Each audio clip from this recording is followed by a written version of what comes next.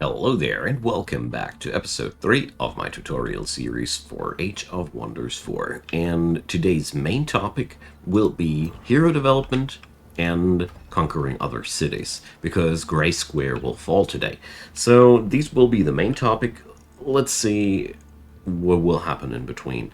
So first off, we have to work through our notifications. So that little ham binger here is telling me that we are now rivals. So this is a diplomatic option that you can do to slowly decrease the goodwill of the other party to a negative level. We can do this ourselves with these pronouncements. I can pronounce somebody as a friend if I have a positive relationship or if I haven't threatened them. And here I can do the same things like this guy did. It's all about fabricating grievances and making a justification for a war. Basically, I'm going to keep it clean and simple here for today. Because we're going to slap this little guy in the late game anyways, I'm not taking his insolence too seriously right now. So, our good man Necron has gained a couple of levels in the last few episodes that I have blatantly ignored. So we're going to go over these now. So when your hero is winning enough battles, he's gaining experience just like everybody else. You will gain the ability to choose what kind of upgrades your hero gets, unlike with troops, where the game decides for you what kind of upgrade will be applied. The heroes are very, very free. The skills are divided in warfare, which is melee and ranged physical attacks. Battle magic, well, that's magical attacks and magic improvements, and support, the mixed bag in between. So, usually, you will mostly decide for one of these two paths, either warfare or battle magic, depending on what kind of item you want to equip on your ruler. And if you haven't found any high tier equipment yet, and you cannot decide for yourself what kind of troop you or what kind of unit you want to make out of your hero, it's no shame to postpone the decision between battle magic and warfare. Here, for example, yes, I do have that lightning orb, but it is a tier 1 item, and I gotta say, if I'd come across a tier 3 bow or something like that, I would be even. I would be very, very tempted because most of the power comes from the item and you amplify the item. So, what I'm trying to say is ideally you choose a type of weapon and a type of combat that your hero chooses, but you don't need to select that right from the get-go when you don't have the items yet, because those points, they don't go bad. It's really important to note. And there's always support skills if you cannot decide. I'm personally a really big fan of the experienced leader trait, which gives the hero the ability to just give all the units in his banner passively XP with each turn. It ain't too much, it's just 2 XP per turn, but it makes sure that your troops will always have more XP than the enemy, and therefore it is a slight way of nudging the total HP to your favor and some bonus skills. I really like that one because it's really cheap and you don't need to go for too much there, too much commitment. The other support skills here are always very, very useful in their own role, but I'm going to leave this one skill now until I have found a better item, because I'm not convinced yet that our friend Necron here will stay with this weapon. At the same time, I don't want to equip him the Crusader's Claymore, because that would turn him into a shock unit, and our Empire has really so many shock troops. I don't need another one. I don't need a hero shock troop on top of that. That's my personal decision. It wouldn't be that bad as it sounds in the first place, but, I like variety. Speaking about variety, I'm going to cast the Brand of Wrath unit enchantment spell now. Remember the Phantasm Warrior that we recruited the last time? This spell will make it so that he's going to be able to utilize the weakness of all enemies as well. This is where we're headed next, hiring new heroes. But as you might notice here, a wallet doesn't agree with us here. So we are going to go and wait for the end of the turn. Brilliant. Our scouts grabbed the money that we required, that we can hire a hero and have some fun in our cities, because our capital needs some buildings again. It's really important that you keep your cities busy. The status that you can only produce merchandise is something that you should always avoid. My personal opinion is you should always aim to keep your cities busy building something. That's the ideal status. If that doesn't work out, you're probably spending too much in any direction of your economy. Good. With that being said, I want to invest into my Wizard Tower now. The Wizard Tower is a unique building that can be only built in the Throne City, and it is, most importantly, one of the very few buildings that increases your Imperium income. Therefore, it is something which is very, very much worth to be forced as early as possible, because the more Imperium points you got, well, you can do so much with these. So many different things that I really, really think that it pays off to get to access these as early as possible. Good. Brand of Wrath is ready, and the real cool part is that this unit enchantment will now get applied on all future units that we recruit as well. I only cast the spell once, and now all the foreign units that will join my armies in the future will also have this enchantment. It will increase the upkeep on the per turn mana costs, though, because you enchant every unit, and every unit gets a new cost factor. So these guys now cost me a little bit more mana upkeep than before, because see, base upkeep 6 and the enchantment upkeep is 1. This will stack now. So you have to be able to afford these enchantments. It's really, really important. So let's check out our heroes. So we gain, with those heroes, always not only access to another adaptable unit, hero unit like our main leader, which can also found new cities and all the things that our main leader can do. They always come with a special trait, which is pretty cool. So, for example, Friend of Ogres will unlock a new roster of troops for us. Or the Order Adept comes with a +3 Order Affinity, and the Empire will gain Order Affinity as well if this unit is set up as a governor. I love these guys because they enable you to splash out into a completely new direction. As interesting as I see a new type of troop roster, I cannot say no to Era of the Distant. And the cool thing is that this hero will usually stay in the pool. If we recruit her, there will be a new hero filling up this slot. This slot is going to stay, so we can recruit her later. The other affinities here will not be accounted to your empire. I recently learned that, thanks to the wise comment section. I always thought that these will be added to your empire. No, these give you a hint about what kind of production these will increase when they are governor. So the chaos affinity transforms into draft, the shadow affinity transforms into knowledge, and as you see there, every affinity translates into a certain income. So the city ruled by her, I think it's pronounced Ira, not Ira. Yeah, not a native speaker, forgive me. So in the grand total, the city governed by Ira will have more gold, more draft, more knowledge. That's a good mixture. So even more effective than her. Good. So as you see here, the heroes always get delivered with a weapon, and get here quick overview about the things. They always get a starting skill fitting to their weapon. All right, let's say hi to Ira, and let's assign her as governor to the new city. You hit this cogwheel and go over to the assign governor thing, and there we assign her and get an instant reward of these things. And most importantly, we gain now Order Affinity, which is amazing because that means we gain now access to all these skills by just hiring another hero.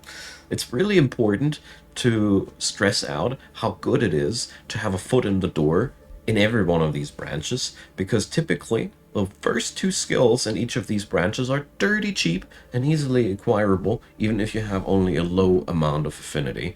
The skills that are later down the road are almost unachievable with low amounts of affinity, because here the last point is 500 order affinity points. With the per turn +3, even after 100 turns, we would be only at 300.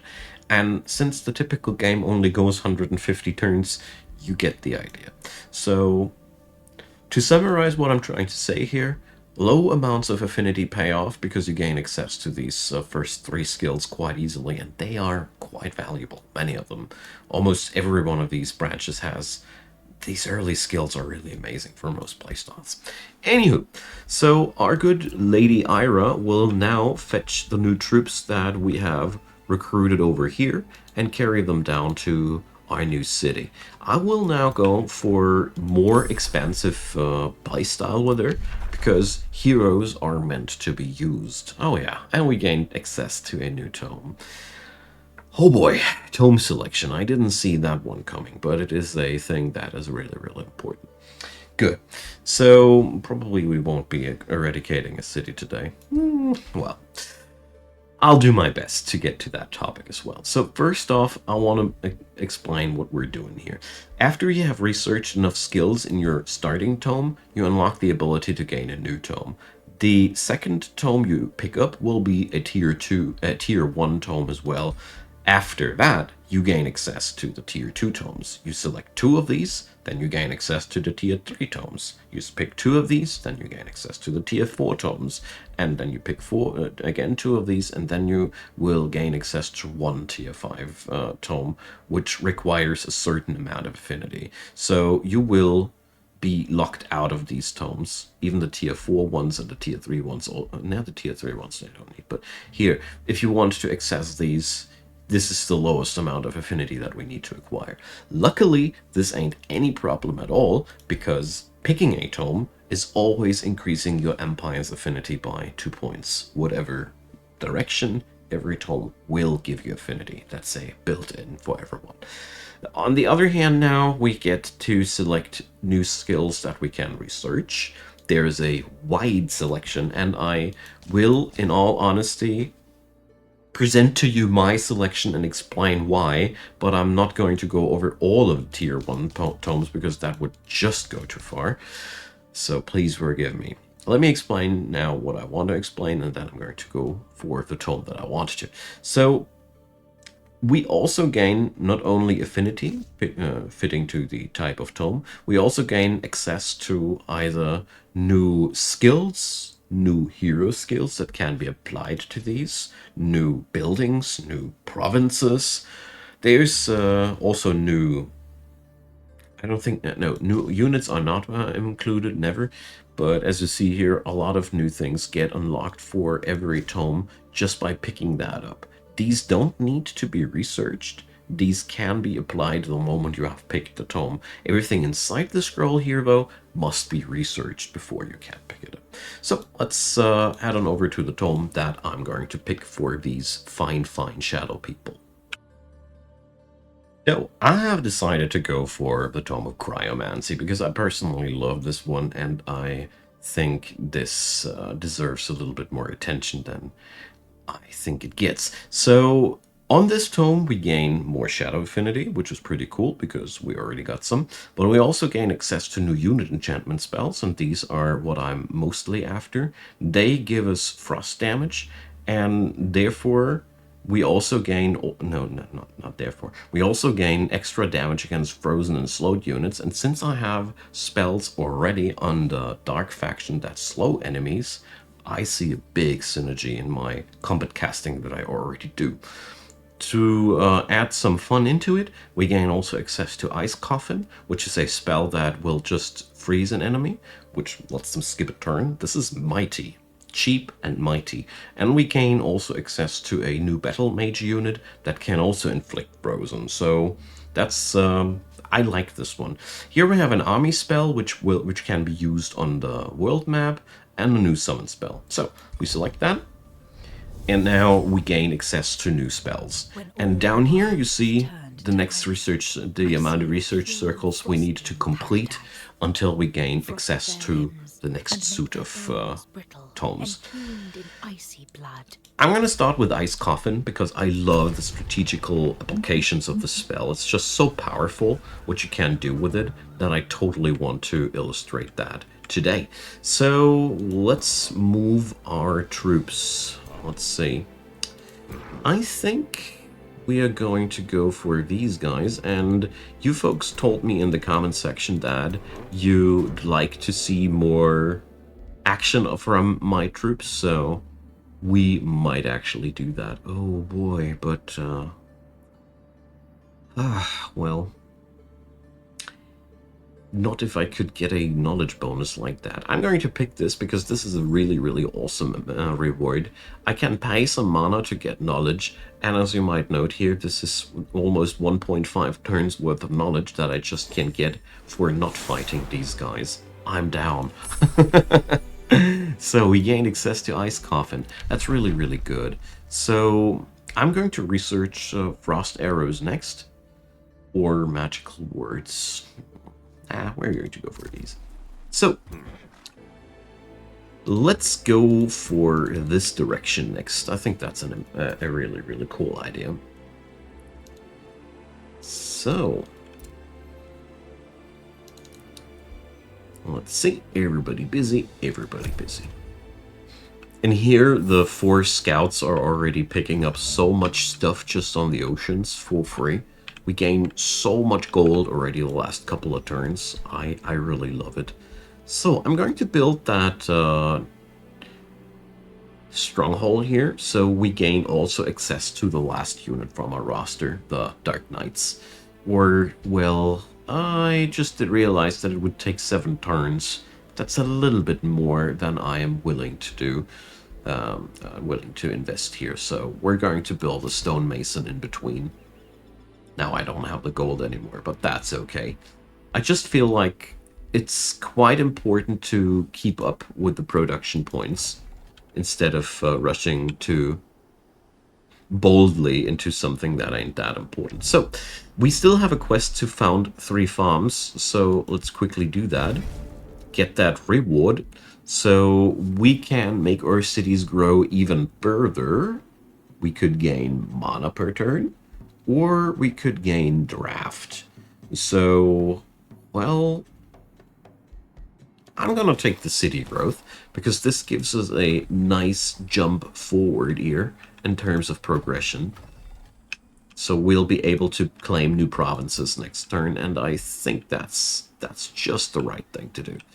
Okay, so as you might have already noticed, it's sometimes you just have to take decisions where it's not really clear which is the right or the wrong decision. And if you ever struggle with things like these, I must say the worst decision that you can go for is no decision at all. So what I'm trying to say is do whatever sounds most feasible to you. And if that fails, analyze where you failed, what you could do better next time, and then go for it. That's the best way to improve your strategies. Okay, so I smuggled in one of my night guards in here because we are going to explore the first wonder here. I meant to attack the city first, but I felt like, you know, this one is just, we're just passing by, and it's a pretty good opportunity for us to demonstrate our fighting power a little bit. It's a bronze wonder, so we should be able to take that. Officially, it's a risky battle, but unofficially, it's going to be quite easy. You always get an opportunity to make the combat a little bit easier for your folks by paying some resource, or you take the fight as it is. Often you also gain a downside on that. So here we have a scenario where we have to fight 3 heroes. As usual, I love to go auto combat to try it out. That's totally unacceptable. So let's get in there and smack those heroes. Heroes are a little bit of a different bunch, and overall, wonders are where your troops get tested. So that's a good opportunity also to whip out your strongest units that you have available and put them into one banner. The higher the tier inside your banner, the better, basically. Okay, so let's slap down some ice shackles, and we totally should check out these guys now. So we have one archer, another archer, and a shock unit. So when you're playing wonders, it's really, really important that you check out every single guy on the enemy formation, because usually these are themed fights, so to say. That means there is a certain topic behind the enemies. So there we go. Let's apply that sundered resistance so our folks can do the maximum damage. So let's see. Our shock unit now gains instant regeneration and the whole jazz because the enemy was already weakened.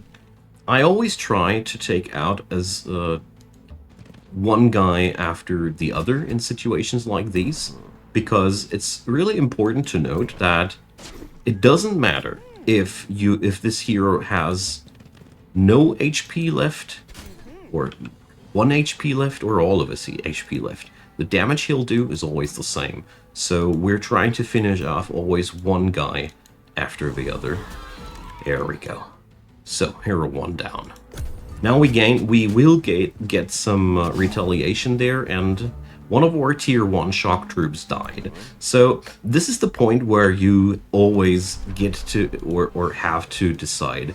We could now go and rewind that fight and try it again, and try to avoid what happened, or you just take your losses and accept it. It's up to you. I'm personally not that much of a min-maxer if nothing of high value has been lost. Here, by the way, this combat is especially hard because the enemy is featuring units that are really good at dodging ranged attacks, and this is because they're hobbits. Just so you know what's going on here. Although, the fact that we were able to freeze this guy has turned the battle very, very much to our favor. So, in a grand total, we are being countered here a little bit by the enemy formation. This is due to the fact that they got very high resistances against our regiment. So, it's a little bit hard to foresee how things like these go. You always can get countered or run into an unfavorable situation, of course. But, well, don't give up. And on Wonders, I personally always feel like it is acceptable to make losses. Here I killed off that shock unit. It would have been smarter now from my side to retreat the Pursuer. I bet he's going to die because of that move. No? Okay. Fumbled the entirety of the text.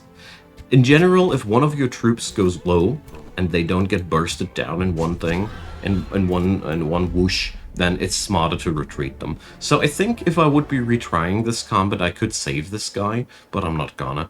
It is not that super important to make every single fight perfect. I really want to stress this out because I personally think this can suck out all the fun out of the game if you just go for too much min-maxing. So yeah, we're going to gain that gold. I could also gain draft, which would give me that Dog Warrior right back if I wanted to, but I'm okay with that. So we are going to pick up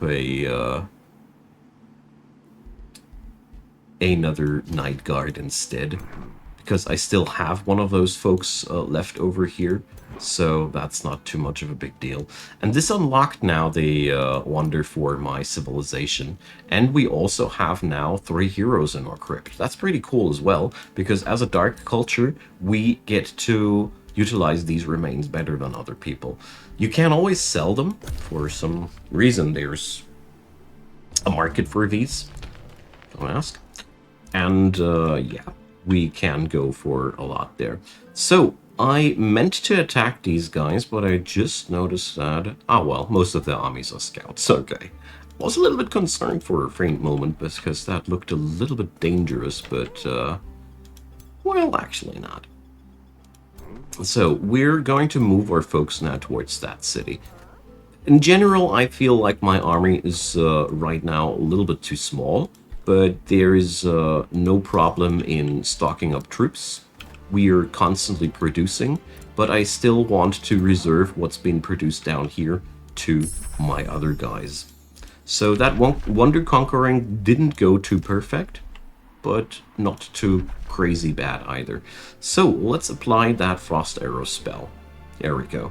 This will remove 2 points of physical and add 4 points of ice damage to my troops. Total net gain, unless the people are resistant against that. You never know if that happens. So, magic origin unit upkeep reduced by 20%. Shadow, by the way, is really good at maintaining summoned troops, but since I only have one summoned troop so far, I don't really feel that inclined. So, let's pick up that Fireforged stone real quick, and I'm going to pick up Conduit here. Okay. So we picked up our first magic material. So these are pretty interesting because they got one unique effect when you draft them for the first time, and they also have a collection effect. So there's focus crystals and arcanium ore. If we have all three of them, we also gain that that collection effect in onto our empire. So these magical magical materials, they are massively important. Massively important. Okay, so let's pick up the province into that direction and those focus crystals. All right. I'm going to focus a little bit stronger into mana than into knowledge here. And we're going to pick up the Contender's Ruins ASAP. I'm also going to put the Stronghold now onto my to-do list and another Warlock into the builds list. And here we got now the focus crystals, so our units also gain now extra experience on top of the resources that get produced here. So, troublesome veterans. My heroine Ira has a quest for me. Wonderful. If you get these quests, they spawn a small troop of enemies somewhere on the world, and it's totally worth tackling these. Those quests here are really, really amazing sources of rewards in a grand total. So here, I gained last turn something that I overlooked, which is really, really good. The Diplomatic Focus passive. So another Whispering Stone. I personally think that these are almost mandatory to pick up. I'm also going to pick up this Pacification skill because that even makes me gain relations with free cities if I conquer another free city. So that's pretty cool. Alright, these guys came up with a Pact of Loyalty now. As you see here, they're giving me more and more of their resources. That's pretty good. And the second Whispering Stone we gained, I'm going to apply that to another city here. So I gained the bonuses from that because, if you don't know if you remember, we gain instantly 10 points of knowledge if we apply a Whispering Stone to a free city, so totally should do that. Let's enchant our troops. This eats up some of the mana that I just generated. And I'm going to apply that Wayfinder enchantment now as well. And that's that turn. So there are two ways to play the current situation. I could use this hero now to go for the siege here of that city, so double siege with two heroes, or I would go for a exploratory playstyle here, which I prefer right now, because I haven't decided yet which city I'll destroy and which one I'll conquer. So, well, I think the whole sieging part will be delayed, and this episode will be about Heroes and Wonders. I'm sorry, but I want to give that topic a full attention that it deserves. So, we can now, for that quest here, take the solution without a combat, or never ever. So, let's see. Auto combat does a okay-ish resolve, but since this is the last thing for today's episode, I want to go through that combat one more time. So, on our faction, the Shadow faction... Yeeks, that was not what I meant. I didn't mean to auto-combat, oh well. Here. didn't mean to watch that replay. So with the Dark Faction, your biggest issue is that you have an innate lack of support. As you saw in the last fight where one of our shock troops instantaneously exploded, that's a typical scenario. If you expose your shock troopers a little bit too much, you're totally blasted. So in this scenario here, we have a troop of Dark Knights against us, troop of Dark Warriors, and Outriders. So what I did now was freezing these guys so they instantly get slowed, so they only can access my shield units. I'm also going to put my shield units into the shield wall mode. I could also move them away, but I want to illustrate how these things work. So we're going to go for another over channel because I love that. And we're going to debuff those guys. So we have everything applied on them now in this turn. Could have done that also next turn. Actually would have been smarter now that I think about it more closely. Never mind. That wasn't a smart turn. The over channel would have been more effective next turn. Yeah. It's a good tutorial. So, jokes aside, we are now going to go against these Dark Knights. So, the first thing I'm doing is I'm sending in the shock troop to cancel out their retaliation, and then I send in the spear troops to use the cavalry slayer. If I would have sent in the spear troops first, the knights would have had the opportunity to go into retaliation blow, and I didn't want that. This way you can easily counter that. This is, by the way, what makes shock troops so insanely valuable, that you can deny the enemy his retaliation attack with that, and then attack with whatever hits hardest. So this is more like it, isn't it? And we could have even avoided that damage on the Phantasm Warriors too. But sometimes you can use it, like I did it there, to know exactly where the enemy will be, because there was no doubt that this knight will strike my Phantasm warrior. So, anywho, we are going to increase our income for a while, or do we gain that draft? That's hard. But since the draft would be for my second city, I'm taking that income increase. I like that more.